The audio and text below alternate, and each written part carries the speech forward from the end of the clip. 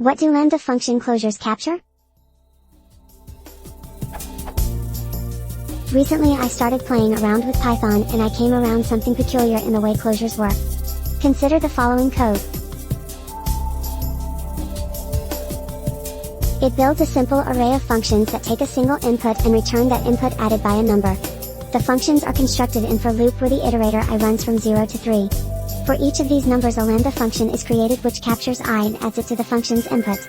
The last line calls the second lambda function with 3 as a parameter. To my surprise the output was 6. I expected a 4. My reasoning was, in Python everything is an object and thus every variable is essentially a pointer to it. When creating the lambda closures for I expected it to store a pointer to the integer object currently pointed to by I. That means that when I assigned a new integer object it shouldn't affect the previously created closures. Sadly, inspecting the adders array within a debugger shows that it does. All lambda functions refer to the last value of I, 3, which results in adders 1 3, returning 6. Which make me wonder about the following. What do the closures capture exactly?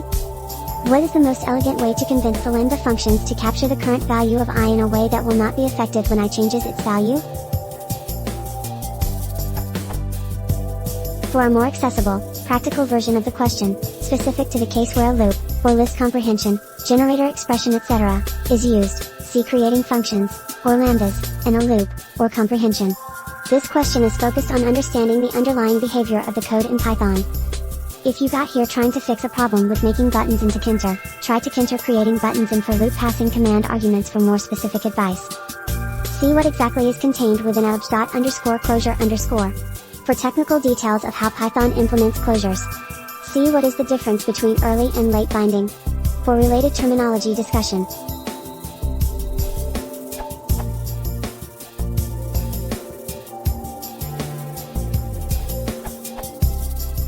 You may force the capture of a variable using an argument with a default value.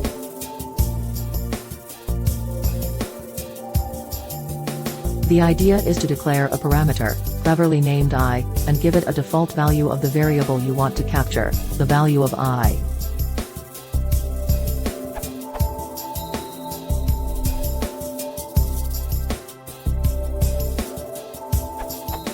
What do the closures capture exactly? Closures in Python use lexical scoping. They remember the name and scope of the closed over variable where it is created. However, they are still late binding. The name is looked up when the code in the closure is used, not when the closure is created.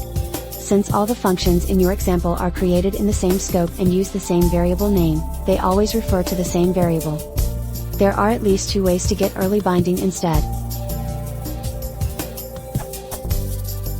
The most concise, but not strictly equivalent way is the one recommended by Adrian Plisson. Create a lambda with an extra argument, and set the extra argument's default value to the object you want preserved. More verbosely but also more robustly, we can create a new scope for each created lambda.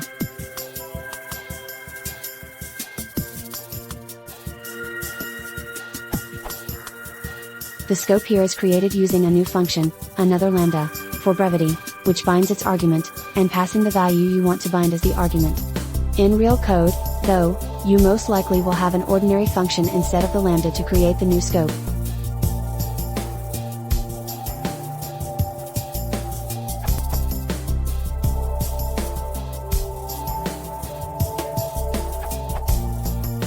For completeness, another answer to your second question, you could use partial in the functools module. With importing add from operators, Chris, let's propose the example becomes.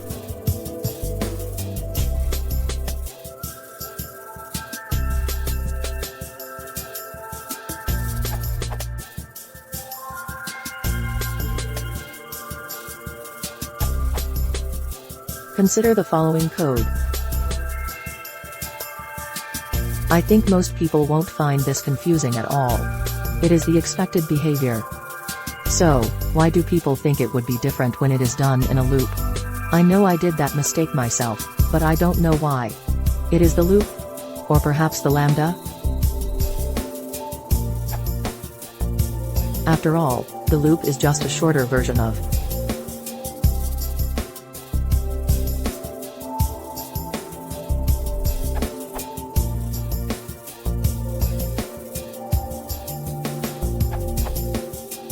Here's a new example that highlights the data structure and contents of a closure, to help clarify when the enclosing context is saved.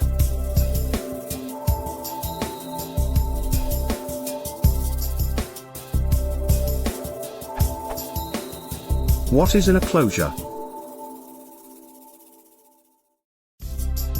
Notably, my _str is not in f1's closure. What's in f2's closure?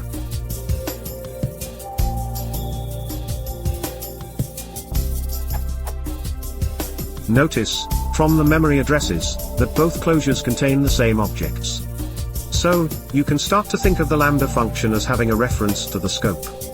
However, my _str is not in the closure for f_1 or f_2, and I is not in the closure for f_3, not shown, which suggests the closure objects themselves are distinct objects. Are the closure objects themselves the same object?